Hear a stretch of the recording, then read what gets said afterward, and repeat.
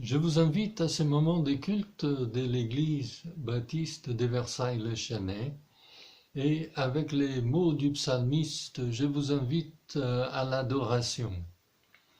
Je proclamerai ta grandeur, mon Dieu, mon roi. Je te bénirai pour toujours et à perpétuité. Chaque jour je te bénirai. Éternel, tu es grand et digne de recevoir toute louange. Oui, louez l'Éternel. Amen. Et je vous invite à chanter ces cantiques. Dieu, tu es grand. Dieu, tu es grand.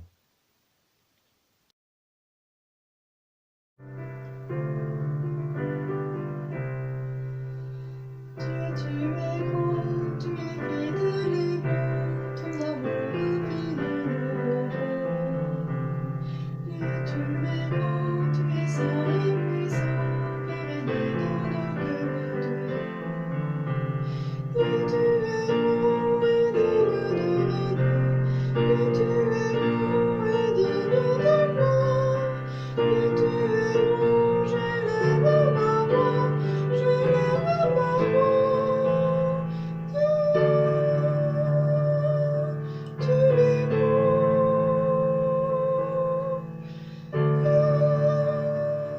Dieu, tu es grand.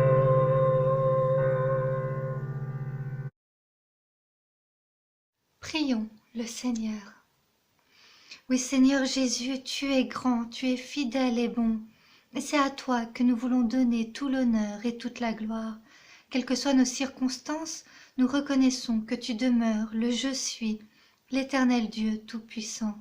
Et jour après jour, nous voulons adorer ton nom. Avec reconnaissance, nous voulons proclamer ta grâce, ta fidélité, ton amour inébranlable pour chacun d'entre nous. Nous te remettons ce culte entre tes mains. Sois béni, Seigneur Jésus. Amen. Et je vous invite à chanter le cantique libre de nos chaînes.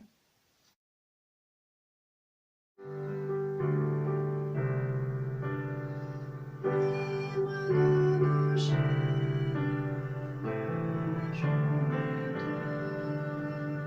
L'âme sans mérite, affermie dans toi. Heure de lumière, ton éclat. Soyons sur la terre, messagers de joie. Alléluia, que ton règne vienne. Maranatha, que Jésus règne en moi. Proclamons sa grâce au creux de la nuit. Achevons sa place, le cœur de sa vie. Célébrons sa gloire, bénissons la gloire. Chantons sa victoire, Jésus est vainqueur. Alléluia, que ton règne vienne. Maranatha, que Jésus règne en moi. Je vous invite à écouter la lecture du psaume 18, les versets 2 et 3. Je t'aime, Éternel, ma force. Éternel, mon rocher, ma forteresse, mon libérateur, mon Dieu, mon rocher où je trouve un abri, mon bouclier, la force qui me sauve, mon rempart. Amen. Et je vous invite à chanter le cantique Dieu fidèle.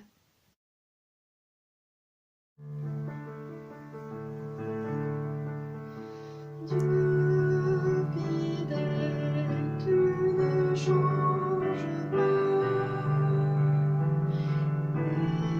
Éternel, mon rocher, ma paix.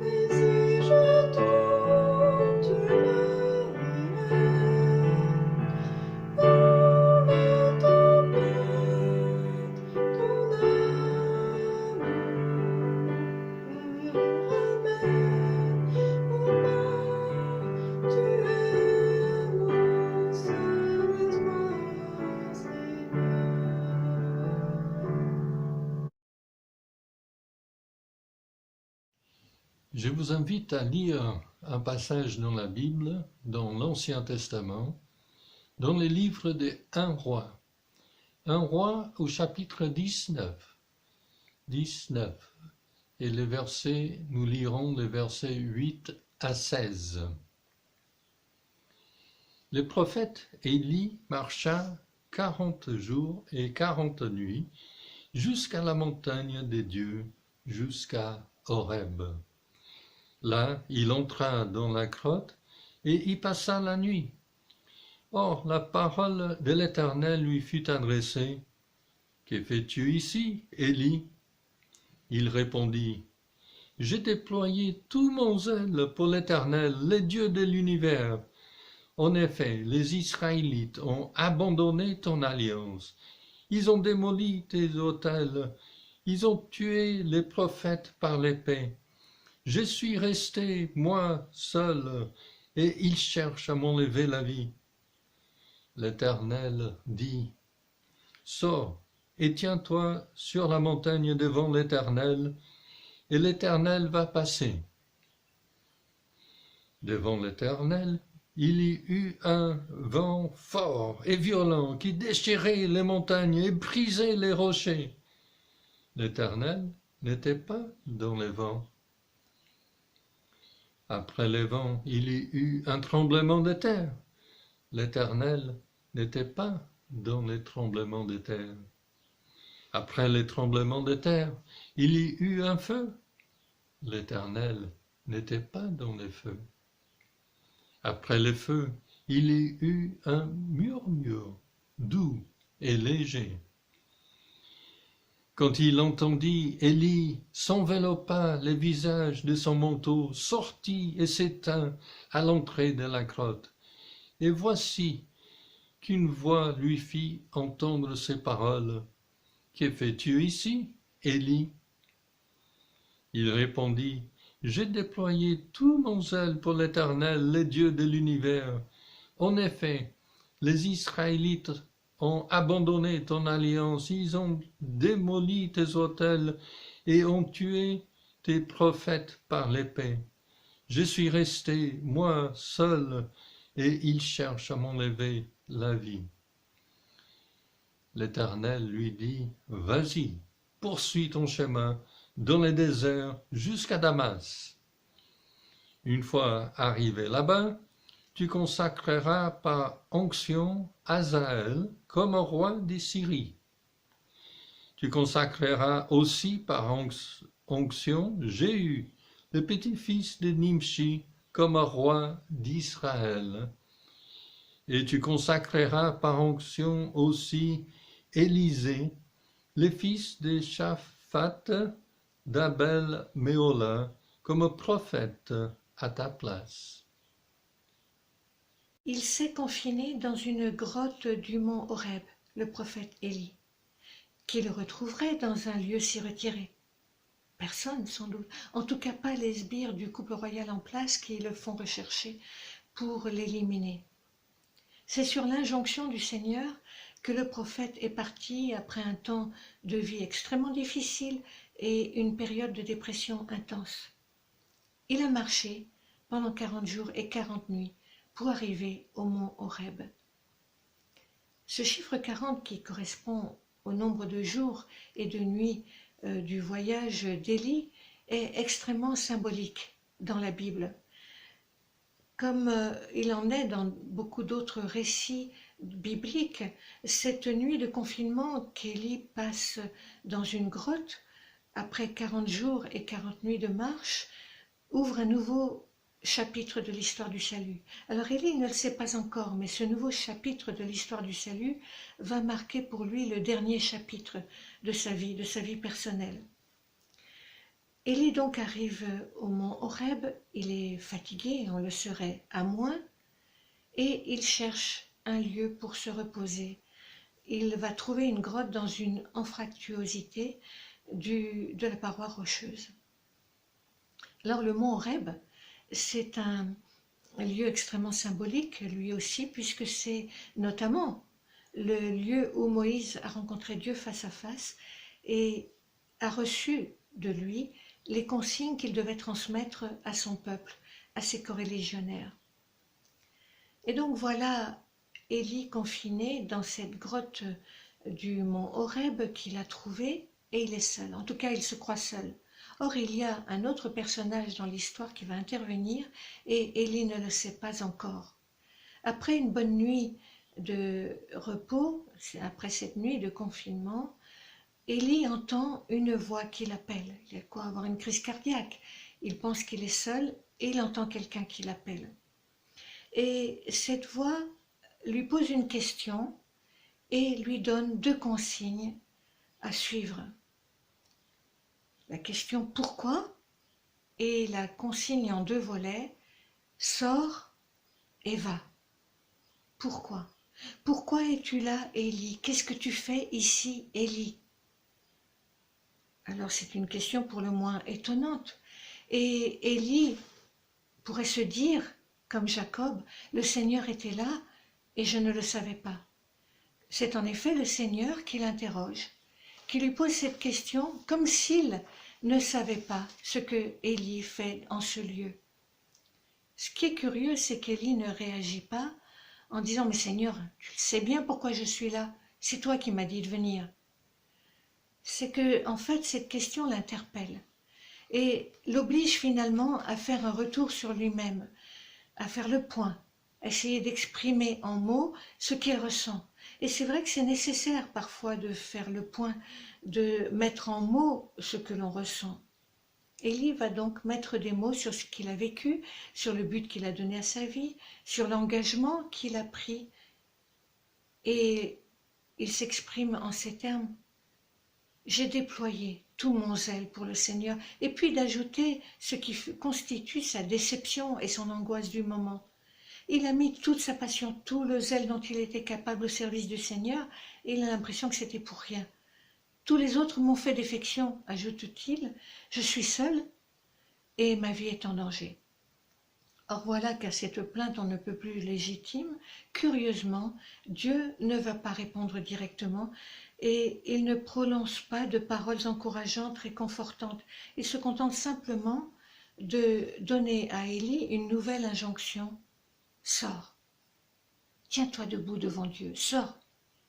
Le Seigneur ne materne pas le prophète, au contraire, il lui demande de faire encore un effort, de sortir de son refuge, de sortir de son confinement et de se tenir droit devant lui, dans toute sa dignité d'être humain qu'il reconnaît pour ce qu'il est, quoi qu'en pensent les autres et quoi qu'en pense Élie en ce moment de découragement.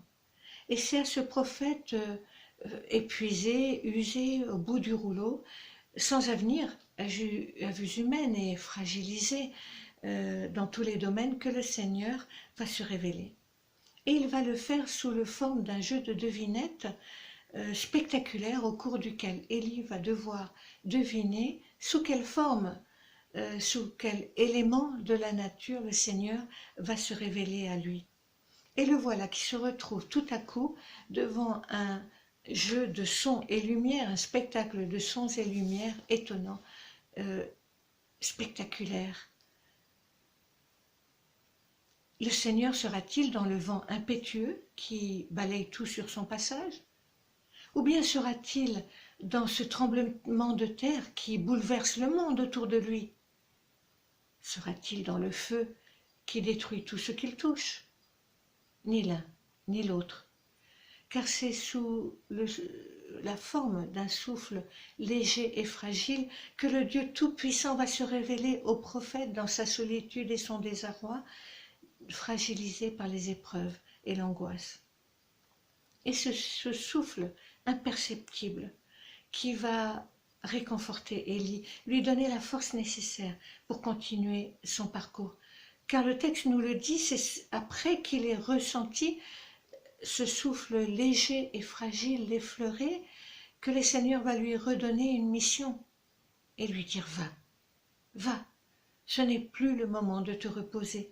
La pause n'a pas été longue, c'est vrai, juste le nécessaire, juste assez pour reprendre des forces. » Et le prophète va devoir repartir, et la mission qui lui est confiée est double cette fois-ci. Il va devoir participer à la stabilisation politique du pays en noyant un nouveau roi. Il lui faudra ensuite redonner un nouveau souffle spirituel au peuple en passant la main à un nouveau prophète. De nos jours, on peut se dire qu'il en va de même. Peut-être que vous vous sentez seul, peut-être que vous vous croyez seul au monde, mais c'est faux, vous n'êtes pas seul, même si vous n'avez ni conjoint, ni enfant, ni famille proche. Dieu est là, prêt à intervenir dans votre existence si seulement vous prenez la peine de l'écouter, d'essayer de percevoir ce souffle léger et fragile par lequel il se manifeste. Comme le dit le psaume 33, le Seigneur qui a façonné notre cœur à tous est attentif à ce que nous faisons. Dieu est là dans les moments difficiles comme dans les moments de joie. Il connaît notre fragilité, il connaît nos angoisses, il veut nous mettre en confiance. Et c'est dans ces moments de confinement forcé, d'épuisement, d'angoisse, de remise en question, que le Seigneur veut nous donner la force nécessaire au quotidien. Il nous insuffle son esprit qui donne la force. Il nous remet debout. Il nous envoie. Et il nous envoie avec une nouvelle mission. Il faut dire qu'être chrétien, c'est être debout. Être chrétien, c'est vivre debout. Être chrétien, c'est avancer courageusement sur le chemin de la vie en déployant notre zèle pour le service du Seigneur, pour l'avancement de son royaume, en étant des passionnés de Dieu, comme le dit notre traduction. Alors que nous nous apprêtons à sortir de cette longue période de confinement dans laquelle nous nous sommes trouvés, prions que le Seigneur nous aide à ne pas sombrer dans l'angoisse face aux difficultés que nous allons sans doute devoir affronter, mais à savoir vivre devant lui, en sachant reconnaître au milieu du tumulte de la vie moderne que nous allons retrouver, sa voix réconfortante, son souffle doux et léger, et restons des passionnés de Dieu, en reprenant notre chemin avec courage, en déployant notre zèle pour l'avancement du royaume de Dieu, avec la force que l'Esprit Saint nous donne au fur et à mesure de notre progression ici-bas. Amen.